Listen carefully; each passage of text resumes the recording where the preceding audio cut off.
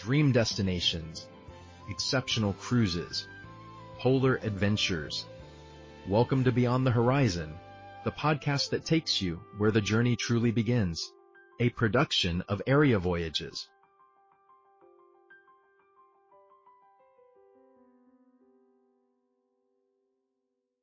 You know, when you step out of the central train station in almost any major global capital today. Right, places like London or New York or Tokyo. Yeah, exactly. There is this immediate, just absolute physical assault on your senses. Oh, completely. The architecture is towering. It basically forces you to look up, essentially demanding your submission. Yeah, it really is an urban psychology of intimidation. Right. And the traffic is just this continuous roaring wall of combustion and concrete. You instinctively brace yourself. You tighten your shoulders just to walk down the street. You do, because the city is built for machines. Yeah. You know, for massive crushing scale. Mm. And you are just a fragile pedestrian trying to survive the gauntlet. We basically accept that fast mechanical rhythm as the default cost of entering a global hub. We do. But then you walk out of Amsterdam Central. Ah, yeah. That is a completely different experience. It really is. That wall of noise and concrete, it simply isn't there. Instead of roaring engines, there is this gentle ambient clicking of thousands of bicycle chains. Which is such a specific, calming sound. And you are looking out at water. The buildings across the way are, well, they are barely 4 or 5 stories high. So the sky actually feels wide open. Exactly.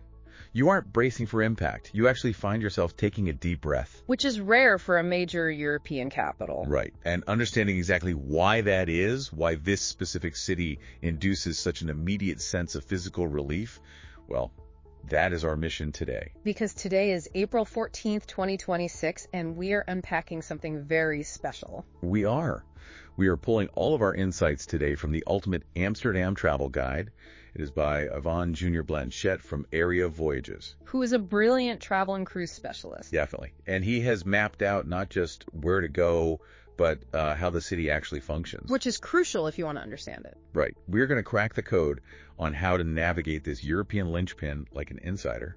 And there is a line from the source material that just, well, hits the nail on the head. Oh, I know the one you mean. Quote, Amsterdam is a city designed for human beings rather than cars. Yeah, I love that quote. It sounds like modern eco-friendly marketing, doesn't it? It totally does. But it is actually a literal description of centuries-old urban engineering. Okay, let's unpack this. What does that actually mean in practice? Well, when a city is designed for human beings, it fundamentally comes down to physical scale. Right. The core layout of Amsterdam was locked into place in the 17th century. The planners of that era, they were building for pedestrians. And for hand-drawn wooden carts, right? Exactly. And primarily for boats. They were certainly not anticipating multi-lane highways or, skyscrapers. So because that footprint was preserved, the streets remain narrow. Right. Which creates intimacy instead of isolation. I was looking at the maps of the city center, and it seems like the water itself plays a huge role in that psychology. Oh, the water is the ultimate traffic calming mechanism. How so? Well, Amsterdam has over 1,500 bridges. Wow. Yeah. You physically cannot drive a large vehicle quickly through that kind of topography. You have to go slow. That makes total sense. But beyond the logistics, water naturally slows human perception down. It does, doesn't it? Yeah, it reflects light. The way the sunlight bounces off the surface of the canals and casts these undulating patterns onto the brick gables of the houses. It forces a slower, more observational pace. Exactly. The city's physical structure basically demands that you be present. So you have these incredibly intimate, beautifully scaled streets. But the paradox of Amsterdam is that you don't get this level of meticulous, picturesque urban planning without, well, an absolutely astronomical amount of money. Right. Urban beauty isn't cheap. Exactly. So to understand the physical space, we really have to look at the immense wealth that built the foundation. Which brings us to the Dutch Golden Age. Right. The source material emphasizes that this entire preserved wonderland is a direct result of that specific era. It is. But how did a swampy piece of land in Northern Europe become the epicenter of global wealth? It comes down to a radical innovation in how humans conduct business. Okay, I am intrigued. In the early 17th century, the Dutch created the VOC, which is the Dutch East India Company. Right, the famous trading company. But they didn't just build ships to go trade for spices in Asia. They essentially invented the modern multinational corporation. And the stock exchange, right? Exactly. Before this, if you wanted to fund a trade voyage, a monarch or a single wealthy aristocrat had to front the massive cost. Like building the ship, outfitting the crew, all of it. All of it. And it was incredibly risky. If the ship sank in a storm, you lost everything. You were ruined. So they basically democratized the risk. They fractionalized it, yeah. The Dutch realized that if they broke the cost of the voyage into tiny shares, anyone could buy in. Like a baker or a blacksmith? Yeah, a baker, a blacksmith, a local merchant, anyone could buy a piece of the action. If the ship went down, you only lost a small fraction of your savings. But if it came back? If the ship returned from Indonesia laden with nutmeg, cloves, and pepper, those spices were literally worth more than their weight in gold. So the returns were just staggering. Unbelievable returns. This influx of spice money created a level of civic wealth that had just never been seen before anywhere. Amsterdam became the wealthiest city on the planet. And the source material highlights a very specific mechanism for how they kept that wealth growing. Oh, the tolerance strategy. Yeah, it describes Amsterdam using, quote, tolerance as a business strategy. It is such a fascinating angle. I have never heard tolerance described in such purely capitalistic terms. It strips away the romanticism and gets straight to the historical reality. Walk me through that. What was happening in the rest of Europe? Well, during this period, the rest of Europe was basically tearing itself apart over religion. Right. You had the Inquisition in Spain and Portugal actively prosecuting Jewish people. You had France driving out the Protestant Huguenots. And those refugees had to go somewhere. Exactly. The leaders of Amsterdam looked at the situation and decided to simply open their doors. But not just out of the goodness of their hearts. No, they didn't necessarily do this because they were purely altruistic humanitarians by modern standards. They just recognized that bigotry is terrible for the economy. Because you are actively kicking out your best talent. Precisely. The Jewish merchants fleeing the Iberian Peninsula, they brought massive amounts of capital. And international banking knowledge, right? Right. Deep knowledge of banking and established trade networks. And the Huguenots brought advanced skills in silk weaving and publishing. So Amsterdam essentially harvested the brain drain of the rest of Europe. That is exactly what they did. Tolerance brought in the best minds and the deepest pockets, supercharging their trading empire. And all that unimaginable wealth, it had to be parked somewhere. It went straight into the real estate. It went into creating the Grachtengordel, the UNESCO World Heritage Canal Ring. Which is a marvel of engineering. The timeline here is fascinating. This is built between 1613 and 1663. And it consists of 3 massive concentric canals, right? Yes, the Herengracht, the Keizersgracht, and the Prinsengracht. But, building massive stone mansions in a marshland seems physically impossible. How do they actually anchor these neighborhoods without everything just sinking? The engineering is still mind-boggling today, because the ground is essentially just soft peat and clay. Right, just mud, basically. Yeah, you cannot build heavy brick structures directly on it. They would simply sink into the swamp. So what did they do? So the Dutch had to fell thousands of trees from forests across northern Europe, transport them all the way to Amsterdam, and physically drive them deep into the mud. Just hammering whole trees into the ground. Yes, until they hit a solid layer of sand deep down. The Royal Palace on Dam Square, for instance, sits on exactly 13,659 wooden piles. That is wild, over 13,000 trees under one building. The entire historical center of the city is essentially a forest of inverted wooden pillars buried underground. That is just incredible to think about. And walking along these canals, especially on the Herengracht, which has a section called the Golden Bend, where the richest merchants lived. Oh yeah, the prime real estate. You are looking at the 17th century equivalent of a billionaire's row. Absolutely. But I noticed looking at the architecture that the houses are incredibly narrow. Some are only the width of a single room. Which seems counterintuitive, right? Yeah. If these people were so incredibly rich, why didn't they build massive, sprawling estates? That was a direct result of the tax code. Ah, of course. Yeah. Follow the money. Always. In Amsterdam, property taxes were calculated based on the width of your canal frontage. So the wider your house was on the water, the more you paid the city.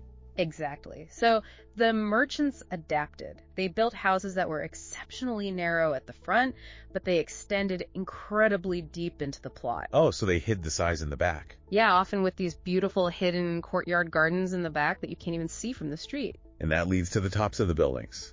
The source notes that no 2 facades look identical. You have stepped gables, bell gables, neck gable. They're iconic. Is that just a quirky aesthetic choice to stand out from your neighbor, or is there a mechanical reason for that specific shape? It's a brilliant mix of practical commerce and, well, showing off. Okay, tell me more. First, the gable served a vital function. Because the houses were so narrow, the staircases inside were incredibly steep. Almost like ladders, right? Basically, yeah. So you couldn't carry furniture or heavy sacks of trade goods up the stairs. It was impossible. So how did they get their stuff up to the living quarters? They placed a large iron hook at the very top of the gable, attached a pulley system, and literally hoisted goods up from the boats directly into the attic windows. Oh, wow.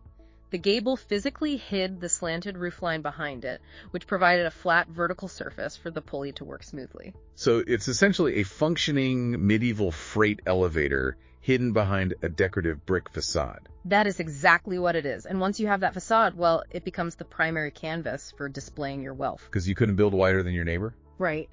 But you could commission a much more intricate, ornately carved stone gable. It was keeping up with the Joneses, expressed entirely through vertical architecture. Exactly.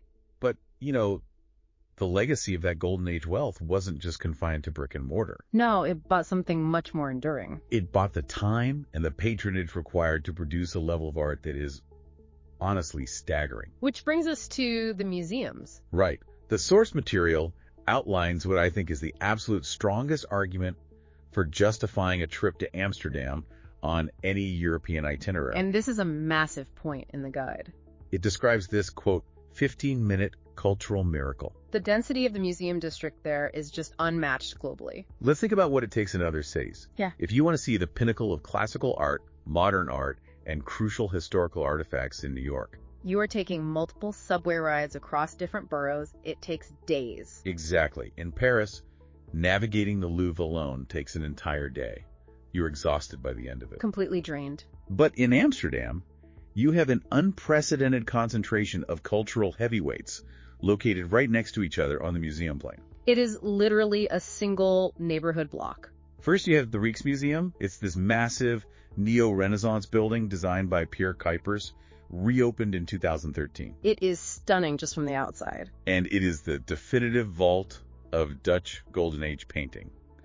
The anchor here is Rembrandt's Night Watch. The absolute masterpiece. His source is very clear on this. It says, this is the largest, most textually accomplished painting of the 17th century. It is a massive canvas. But help me understand the mechanics of why this specific painting is considered such a masterpiece. What makes it different from any other big portrait of, guys in armor? To really understand the Night Watch, you have to understand the rules it broke. Okay, what were the rules back then? At the time, if a civic guard, which was essentially a wealthy local militia, commissioned a group portrait, the standard convention was to paint them all sitting rigidly around a table. Or standing in a neat line, right? Yeah, exactly. So everyone who paid for the painting got equal, brightly lit face time. It was essentially a class photo. Basically, yes. Rembrandt completely ignored that. He painted them in the middle of action as if the alarm had just sounded. So it's chaotic. Very.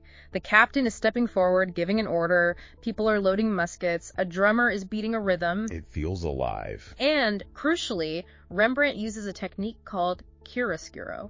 That's the extreme contrast between light and dark. Yes. Some figures are plunged into deep shadow, while the central figures look like they are stepping out of the canvas and directly into your physical space. It is cinematic. It is dynamic. It revolutionized group portraiture forever. And then, in the exact same building, you have the exact opposite energy with Johannes Vermeer. The guide highlights the milkmaid and the woman in blue reading a letter. Oh, Vermeer. While Rembrandt was painting these massive chaotic civic scenes, Vermeer was mastering the absolute stillness of domestic life. The scale of the milkmaid is quite small, isn't it? Very small. But the mastery of light is unparalleled. I've seen prints of it, and the light just looks real. He captures the microscopic details of how sunlight filters through a window pane, how it catches the crust of a loaf of bread on a table, or how it pools in the folds of a woman's dress while she pours milk. It's so quiet and intimate that you almost feel like an intruder looking at it. The Rijksmuseum holds both of these extremes, the loud and the quiet.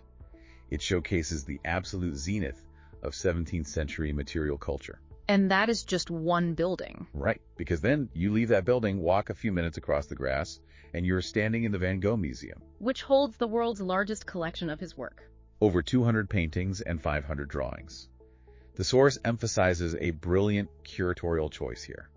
The museum is organized chronologically. And that chronological layout, it transforms the museum from a simple gallery into a full psychological biography. So you physically walk the path of his artistic and mental evolution. You do. You start on the ground floor with his early years in the Netherlands. The paintings there, like the Potato Eaters, are incredibly dark. Heavy, muddy browns and greens. Yes, you can really feel the grinding poverty and the grit of the peasant life he was documenting at the time. It's almost claustrophobic. It is, but then you walk up the stairs. Which represents his move to Paris. Exactly, his exposure to the Impressionists and eventually his move to Arles in the south of France. And suddenly, there's an explosion of color. The canvases are just dominated by brilliant yellows, intense blues, and vibrant greens. His brushstrokes become thick and swirling. You are literally tracking his shifting psychological state through the changing color palettes. Right up to the final, turbulent, almost frantic works painted just before his death in Auvers-sur-Oise. It is an intensely emotional, narrative-driven experience. It really is a journey. Now, when you add the Anne Frank house to this equation, which is just a 15-minute walk away from the square. Exactly. You have a trio of global significance. The Rijksmuseum, the Van Gogh Museum, and the Anne Frank house. 3 world-class institutions in a 15-minute walking radius. This concentration does not exist anywhere else in the world. It is the equivalent of shrinking the Louvre, the MoMA, and the Smithsonian, and dropping them into a single walkable neighborhood. Which is the central argument for why Amsterdam is indispensable on a European itinerary. But I have to ask a practical question here. Packing so much heavy-hitting art, along with such deep emotional and historical weight, into one area, does that actually risk completely burning out the visitor? Oh, absolutely. I mean, if I try to process Rembrandt's mastery, Vermeer's light, and Van Gogh's psychological unraveling all before lunch, isn't my brain just going to short circuit? Art fatigues is a very real, well-documented physiological response. It is exhausting. When you are confronted with that volume of profound beauty and historical significance, the human brain simply stops absorbing information. You just go numb. So what do you do? Well, this is where Amsterdam's brilliant urban planning offers a built-in release valve. The decompression zone. Yes. Okay. The museum plan is not surrounded by a dense concrete commercial zone. Right. It borders the Oude-Zuid district, which is a calm residential neighborhood filled with stunning Art Nouveau architecture. More importantly, it sits adjacent to the Vondelpark. The source describes Vondelpark as Amsterdam's equivalent to Central Park. So when you hit that wall of museum fatigue, you don't have to navigate a chaotic subway to escape. No, you walk 5 minutes and you are instantly surrounded by towering trees, open water, locals having picnics. People throwing frisbees, kids playing. You step out of the heavy preserved history and cross a physical threshold right back into the living, relaxed reality of modern Amsterdam. It provides the necessary sensory reset. And you definitely need that reset. I love the idea of a sensory reset because you absolutely need it before transitioning to the next site. The tonal shift here is massive. It is. We've been talking about the opulent, wealthy history of the Golden Age canals. But the paradox of Amsterdam is that these exact same beautiful 17th century walls, centuries later, became the ultimate symbols of confinement during the Holocaust. We're moving from the sweeping grandeur of the national museums to the intensely intimate, sobering reality of the Anne Frank house. The physical space is located at Prinsengracht 263. Right on the edge of the Jordan neighborhood. From the outside, it looks like just another historic canal house. But inside, behind a concealed swinging bookcase, is the secret annex. Which is hard to even fathom when you are standing there. This is the exact physical location where Anne Frank, her family, and 4 other people hid in total silence and terror for over 2 years. From 1942 to 1944. Before they were betrayed to the Gestapo. The experience of walking through that space is difficult to articulate. It must be overwhelming. The source material strongly emphasizes the necessity of the audio guide here. Why is the audio guide so crucial? Because the rooms of the annex are preserved, but largely empty of furniture. The audio guide fills the physical space with Anne's own words drawn directly from her diary. Oh, wow. So you were hearing her voice, essentially. You are listening to her describe her fears, her hopes, and the suffocating tension of the hiding place. While you were standing on the exact floorboards where she wrote those words. Yes. You see the faded magazine clippings of movie stars she pasted onto the peeling wallpaper just to make the tiny room feel a little more human. It collapses the distance between abstract history and visceral reality. It really does. Now, because the emotional weight of this site is so profound, the source material establishes an absolute ironclad rule regarding logistics. And we cannot stress this enough. I want to pause here to make sure this is crystal clear for anyone planning a trip. Getting into the Anne Frank house is the single, strict, non-negotiable of this entire guide. There is zero flexibility on this point. None. You literally cannot buy tickets on site. There is no ticket window? You cannot walk up to Prinsengracht 263 and wait in a standby line. Tickets must be booked exclusively through the official website, annefrank.org. And you have to do it well in advance. The timeline is unforgiving. If you are traveling during peak season, you must book 6 to 8 weeks in advance. Let me repeat that for the listeners. 6 to 8 weeks. The guide explicitly states that clients who arrive in Amsterdam without a ticket simply do not get inside. Period. Vos clients qui arrivent sans billet ne rentrent pas. It is an absolute rule. You know, people travel to major cities and figure out workarounds all the time. Sure, they grease a palm, they charm a security guard. They buy a secondary ticket on an app at the last minute. Why is this specific site so radically unforgiving about walk-ins? It really comes down to the physical mechanics of the building itself. Okay, explain that. When he talked about the Rijksmuseum, we were talking about a palatial structure engineered to hold thousands of people comfortably at once. Massive hallways, high ceilings. Exactly. The Anne Frank house is not a museum hall. It is a literal 17th century annex. Sounds small. It is tiny. The staircases are incredibly steep, almost like ladders. The hallways are exceptionally narrow. The rooms where 8 people hid are minuscule. So it's a safety issue. If the foundation allowed walk-up ticket sales, the sheer volume of tourists demanding entry would structurally compromise the building. That makes sense. But beyond the physical limitations, it is fundamentally a matter of preservation and respect. Right. It is a memorial. This is a site of immense trauma. To have massive, noisy crowds packed in shoulder to shoulder, pushing their way through those tiny rooms, it would completely violate the sanctity of the space. It would ruin the experience for everyone. By enforcing strict, advanced, timed entry, they control the flow of humanity to a trickle. So you aren't rushed. This ensures that the people who do enter have the physical and mental space to actually reflect on the gravity of where they are standing. That makes complete sense. The strictness isn't a bureaucratic hurdle. It's a structural and ethical necessity to preserve the dignity of the space. So 6 to 8 weeks in advance, annefrank.org, there is no other way. You heard the expert. Book the tickets. Now, when you eventually emerge from the quiet, solemn interior of the Anne Frank house, you step back out onto the street. And you are back in the modern world. And the moment you do, you are instantly confronted by the incredibly fast-paced, primary lifeblood of the modern city. Which takes a minute to adjust to? I am talking, of course, about the bicycles. Ah, the bicycles. The great equalizer of Dutch society. The source drops a statistic that is genuinely hard to wrap your head around. Amsterdam actually has more bicycles than it has human residents. It's an incredible logistical reality. But the guide makes a crucial distinction here. This isn't like grabbing a rental bike in Central Park for an hour. Or navigating the harrowing streets of London, where cycling feels like an extreme sport for the brave few. Right. In Amsterdam, the bicycle is the primary, foundational mode of transport for the entire local population. It is not a tourist gimmick. It is how the city functions at a systemic level. How did that even happen? Well, the entire urban infrastructure has been engineered around them. Following the post-war boom, Amsterdam, like many cities, started tearing up neighborhoods to build highways for cars. Oh, really? I had no idea. Yeah, but in the 1970s, the citizens violently pushed back against the rising traffic fatalities, and the city government radically shifted course. They just stopped building roads. They systematically removed cars from the historic center and built the finest, most comprehensive cycling infrastructure of any major city in the world. That is amazing.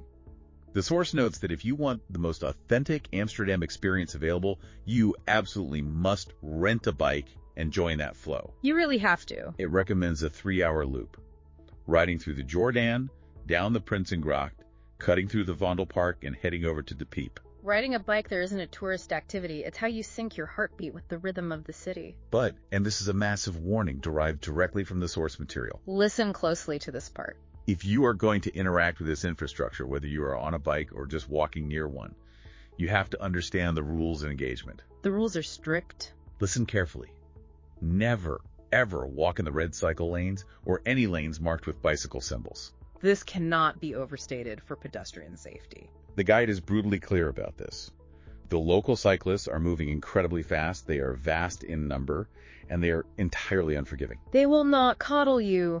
Stepping blindly into a red bike lane in Amsterdam is not like jaywalking across a quiet street back home. No, it is not. It is quite literally like wandering out onto an active airport runway while looking at a map on your phone. They will ring their bell, but they expect you to move. They will not stop for you. I'm curious, though, why is the culture so seemingly aggressive towards pedestrians in these lanes? In most global cities, pedestrians have the absolute right-of-way everywhere. It's a shift in the hierarchy of the road. Meaning what? In most cities, cars are the deadly threat, so pedestrians are protected against them.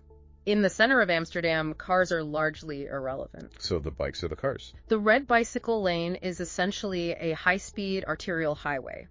The Dutch are using these paths to commute to the office. They are transporting 3 children in massive wooden cargo bikes. Oh man, those cargo bikes are huge. They are moving furniture, they are carrying groceries, they are moving with kinetic momentum and purpose. So when a tourist just wanders in, When a tourist casually steps into the red lane without looking, it forces a cyclist to slam on their brakes, which cascades back through a pack of 20 other cyclists behind them. breaking the entire mechanical flow of the city's transport system. Exactly. So the cultural rule is simple.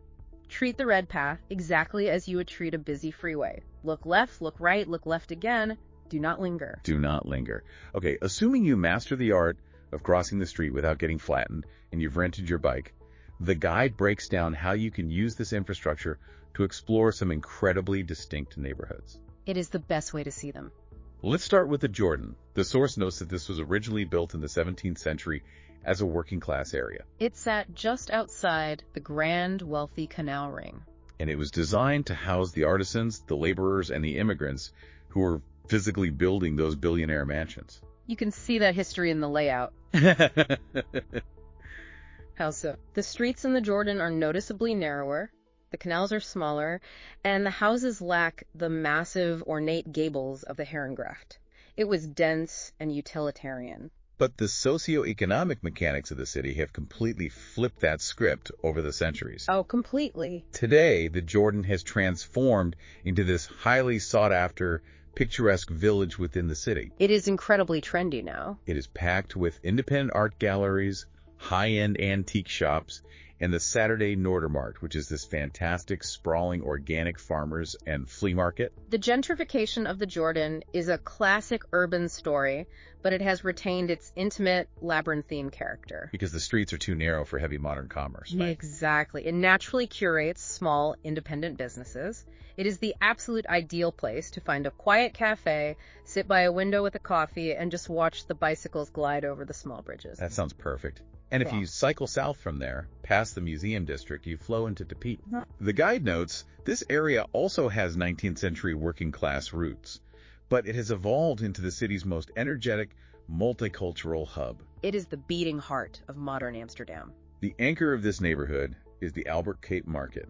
It runs for 3 long blocks, 6 days a week, making it the largest outdoor market in the Netherlands. De Piep is where the pristine, preserved museum quality of the historic center gives way to the loud, vibrant reality of modern Amsterdam. It's less curated, more lived in. Exactly. The Albert Cup Market isn't a sterilized tourist trap. It is where the locals actually buy their produce, their fish, and their clothing. And the food there. The density of the street food there, which reflects the massive international demographic of the neighborhood, is incredible. It is chaotic in the best possible way. I can't wait to talk about the food later. But finally, we have to look at the area that almost everyone asks about when planning a trip. The Red Light District. Locally known as De Wallen.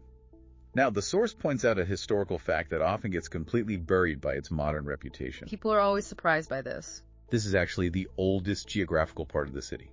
We're talking about medieval, winding streets. The Oude Kerk, the old church sitting right in the middle of it, dates back to 1306. That historical dissonance is profound. It really is. The global reputation of Douala as a destination for regulated nightlife and mass tourism completely overshadows its immense architectural value. In the daytime, when the neon is off, what is like? The character of this neighborhood is genuinely stunning. It has the oldest leaning houses, incredibly narrow atmospheric alleys, and tree-lined canals. It's the literal cradle of Amsterdam. Yes. But the guide also mentions that the city government is actively intervening in how this neighborhood operates today. Why is that? The mechanics of the neighborhood are currently undergoing a massive shift.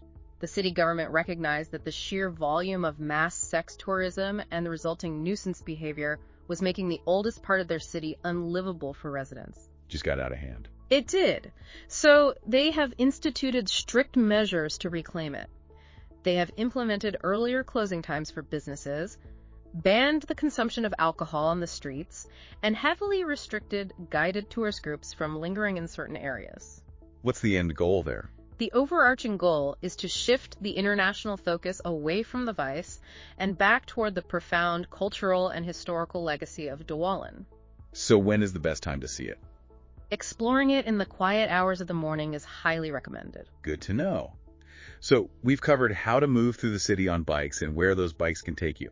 Now we need to shift our focus to when you should go. Timing is everything. Because the source material outlines one specific seasonal window that completely alters the physical landscape of the entire country. We are talking about the spring phenomenon. Specifically from late March to mid-May. This is the ultimate seasonal selling point for the Netherlands. If a traveler is flexible with their dates, the guide argues this specific window offers a visual spectacle that simply cannot be replicated anywhere else on Earth. And the absolute epicenter of this phenomenon is the Keukenhof Gardens. Located about 40 kilometers southwest of Amsterdam. The sheer scale and logistical undertaking of Keukenhof is difficult to comprehend. Give us the numbers. We are talking about 32 hectares of carefully curated parkland. That is massive. Within that space, every single year, they plant 7 million individual flower bulbs by hand. 7 million by hand. Yes. Tulips, daffodils, hyacinths. When they bloom, it is an overwhelming riot of color and scent. But what the source beautifully points out is that the experience doesn't start at the garden gates. It starts on the drive there. Yes, you pass through the Dutch polder landscape. Can you explain the mechanics of a polder? Because that term gets thrown around a lot in Dutch history. A polder is a piece of land that was historically completely underwater, part of a lake or the sea. Okay. The Dutch physically built massive earthen dikes around the water and then used networks of windmills to pump the water out, artificially reclaiming the land for agriculture. That's just an insane feat of terraforming. It is. The soil left behind is incredibly rich and perfectly flat. Today, these polders surrounding Keukenhof are used by commercial flower farmers. So as you drive toward the gardens, you look out over perfectly flat land that has been planted in massive, broad stripes of vibrant pink, yellow, and red tulips that stretch all the way to the horizon. It must look like a painting. And right in the middle of this spring window, you have April 27th, which is King's Day. The biggest party of the year. The source describes this as the moment the entire city collectively transforms. Everyone wears orange, the canals literally become gridlocked with boats filled with people, and the entire city functions as an atmospheric, open-air national party. It is quite the spectacle. Okay, wait. Let me inject some realism here. Go for it. 7 million tulips sound beautiful, and a national party sounds fun. But I despise crowds. I am picturing peak season pricing, Disneyland-level lines just to take a selfie with a flower, and absolute gridlock on the streets. That is an accurate picture. You're telling me I should actively subject myself to the absolute most crowded, expensive 6 weeks of the year just to look at some flowers? It is the ultimate travel dilemma. The crowds are undeniably massive, and the logistics are strained. So why do it? Synthesizing the argument from the source material, the answer is yes, it is absolutely worth the friction. But why? The reason lies in the ephemeral, transient nature of the event. Keukenhof is not a permanent museum installation that you can decide to visit on a quiet Tuesday in November. It physically only exists for those specific 6 to 8 weeks. Right. Before the flowers are dead. For a traveler with the luxury of flexible dates, this precise window offers access to a masterclass in horticulture and a scale of natural beauty that is genuinely unique to the Netherlands. It justifies planning an entire itinerary around it. It does. You accept the crowds as the mandatory toll for witnessing a world-class fleeting phenomenon. You pay the toll to see the show, I get it. But for the truly crowd-averse listener who just cannot stomach the idea of peak season, the guide does offer some brilliant contrarian alternative. Autumn is spectacular. Specifically October. It offers this low golden light. Because Amsterdam is so far north, the sun hits the canals at this sharp low angle that makes the brick gables incredibly photogenic. And winter is highly underrated. Yes, it's cold, and the sun sets at 4:30 p.m., but the museums are beautifully empty. You don't have to fight to see a Vermeer. And when it gets dark, you can retreat into the warmth of a local cafe. Which brings us perfectly to the next crucial element of the city. The food. Yes, let's talk about the food. Amsterdam isn't just a walled garden of art and tulips.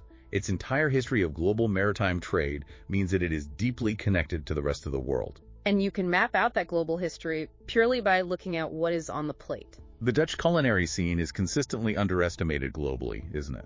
Oh, massively. The stereotype is that Dutch food is just heavy, utilitarian peasant fare. You know, mashed potatoes, cabbage, and cheese. But that stereotype completely ignores the deep, complex colonial history of the nation. The guide completely debunks the boring food myth by pointing out very specific historical dining experiences. First, it highlights the colonial heritage. The guide strongly recommends a restaurant called Blauw for an Indonesian richtstoffel. If you haven't encountered this before, a richtstoffel translates to rice table. What is it? It's this incredible culinary invention from the colonial era where the Dutch wanted to sample everything the Indonesian archipelago had to offer at once. Oh, I see. So they bring out a massive spread of rice accompanied by dozens of small, complex, heavily spiced side dishes. Sauté, rendang, sambal. Dozens of dishes. That sounds amazing. It's an absolute feast of flavors that were brought back on those VOC ships. And the guide highlights another crucial connection with Tokuman in the Jordan. Yes. The source recommends this specific spot for cheap, incredible Surinamese food. Particularly dishes like palm, which is a baked root vegetable dish, and roti. The Netherlands has deep historical and migratory ties to Suriname and South America, and that population has profoundly enriched the everyday food culture of Amsterdam. It is the complex, often difficult history of the empire served directly on a plate. Exactly. Beyond the sit-down meals, you have the visceral, immediate street food. The street food is a must. The guide describes the ritual of walking up to a street cart, a herring handle, and ordering a raw, brined herring. It's a rite of passage. It's served covered in diced raw onions and sliced pickles. The traditional way to eat it is to hold the fish by the tail, tilt your head back, and take a massive bite. It is intensely local, briny, and fresh. On the sweeter side, if you are wandering through the Albert Cup Market in De Piep, the guide insists on getting a warm stroopwafel fresh off the heavy iron press. Oh, you have to. It's two incredibly thin, crispy waffle wafers glued together with a layer of hot, molten caramel syrup. It is the ultimate street comfort food. And for a high-end distillation of local ingredients, the source points to the Rijks restaurant, located literally inside the Rijks Museum, which focuses on elevating modern, seasonal Dutch produce. But if we are talking about the absolute quintessential Dutch dining or drinking experience, we have to look at what the guide calls the Brown Café, or Bruin Café. These are the centuries-old pubs scattered throughout the historic center. Why are they called brown cafes? Because the interior wooden walls and ceilings have literally been stained dark brown by centuries of tobacco smoke and time. The lighting is dim. They sometimes still put sand on the wooden floorboards to soak up spills, and you sit shoulder to shoulder with locals. You drink a local Dutch beer or a shot of Jenever, which is the strong, malty Dutch precursor to gin, right? Yes, and you eat bitterballen, which are these lethal, molten, deep-fried balls of savory meat ragu. The Brown Café is the physical embodiment of a very specific Dutch cultural concept called gezelligheid. It's a word that doesn't have a direct English translation, but it loosely means a profound, shared sense of coziness, conviviality, and warmth in the face of the cold outside world. You can essentially eat and drink your way through 400 years of global trade and local comfort. But that intense connection to the outside world isn't just historical, and it isn't just culinary. No, it is highly practical for today. It dictates how modern travelers should physically move onward to their next destination, because Amsterdam is perhaps the ultimate European rail hub. If you pull back and look at a map of Western Europe, the strategic geographic value of Amsterdam becomes overwhelmingly obvious. It is the perfect launchpad for a sprawling, multi-city Northern Europe itinerary. And crucially, you can execute this entire grand tour without ever once setting foot inside an airplane. The logistics outlined in the source are a revelation for anyone used to the nightmare of flying between European cities. Let's break down the connections. If you board the train at Amsterdam Central, you can be in the center of Brussels in under 2 hours. Less than 2 hours. You can be standing in Paris in 3 hours and 45 minutes via the high-speed Thalys train. Incredible. You can take the Eurostar directly under the English Channel and arrive in London in 3 hours and 45 minutes. Downtown to downtown. You can be in Cologne, Germany in under 3 hours. And that's just the international high-speed network. The domestic rail system makes day trips effortless. You can jump on a train to be in Rotterdam in 45 minutes. Rotterdam was completely destroyed in World War II, so instead of 17th century canals, it is a masterclass in wild, futuristic, contemporary architecture. You can get to The Hague in an hour to stand in front of Vermeer's girl with a pearl earring. A masterpiece. You can take a slightly longer ride to Bruges in Belgium to explore preserved medieval canals.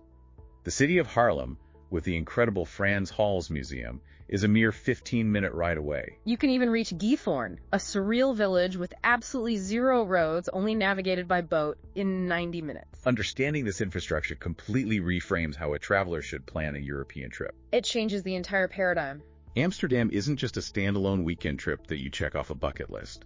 It is the Grand Central Station for a curated master itinerary. You can wake up in the morning, drink a coffee while looking at a Rembrandt masterpiece, walk to the station, board a comfortable train, and go to sleep that exact same night looking at the Eiffel Tower glittering in Paris. There is no 2-hour wait at airport security. There is no waiting at an endless baggage carousel. You just sit in a massive seat and watch the European countryside glide by. It's a highly civilized way to travel, but it is also a vital blueprint for the future. How so? In an era where travelers are increasingly and rightfully conscious of the massive carbon footprint associated with short-haul flights, this rail network offers a highly sustainable, eco-friendly alternative. You don't have to sacrifice speed or comfort to travel responsibly. Amsterdam anchors a flight-free exploration of Western Europe. So after unpacking all of these layers, let's pull back and look at the whole tapestry we've woven today in this deep dive. We covered a lot of ground. We've explored the mechanics of a city that was explicitly scaled for human beings, where the water and the narrow 17th century streets force a slower, more deliberate pace. We've established the absolute unbreakable logistics of the Anne Frank house, a fragile, sacred space that demands respect and 6 to 8 weeks of advanced planning. We've warned you about the visceral danger of stepping into the red cycle lanes, where the city's true heartbeat moves at breakneck speed. We've looked at the world-class density of the museum trio, and we've mapped out how the spice trade built the wealth that funded it all. It is universally beloved because it offers this pristine, perfectly preserved experience. Walking through the Grachtengordel genuinely feels like you have stepped into a piece of 17th century Golden Age amber. But that intense focus on preservation raises a fascinating paradox, and it leads to a final provocative thought drawn from the source material that we want to leave you with. While everyone is focused on the historic center, the source material specifically highlights an area called Amsterdam Nord. To get there, you took a free 5-minute ferry ride across the wide IJ waterway from Central Station. It drops you at the NDSM Wharf, which is a massive, gritty, former industrial shipyard. Sitting right on the water there is the IYE Film Museum, which is this stunning, aggressively modern, sharp-angled piece of contemporary architecture. The text notes that Amsterdam Nord represents, quote, what Amsterdam looks like when it is building something new. And that is the question you need to mull over as you plan your journey. In a city that is so globally famous, so heavily defined, and so economically reliant on its past, its preserved canals, its historic gables, its Golden Age art, what exactly does its future look like? When you finally arrive and step out of that train station, will you spend all of your time looking backward at the preserved perfection of the canal ring? Or will you take that 5-minute ferry ride across the water to see what the next unwritten chapter of this incredible city looks like? That is a brilliant question. You have to honor the history that built the foundation. But a city is a living organism. It can't survive if it ignores the future. Well said. Thank you all so much for joining us on this deep dive into the mechanics and the magic of Amsterdam. Remember to book those Anne Frank tickets early. Keep your head on an absolute swivel around those red bike lanes, and whatever you do, keep exploring. We will catch you on the next one. You've been listening to Beyond the Horizon, the podcast by Area Voyages. The full article for this episode is available at www.areavoyages.com. Remember to like, share the podcast, and leave a review to help promote our work. Subscribe to the channel so you don't miss anything. Until next time, safe travels.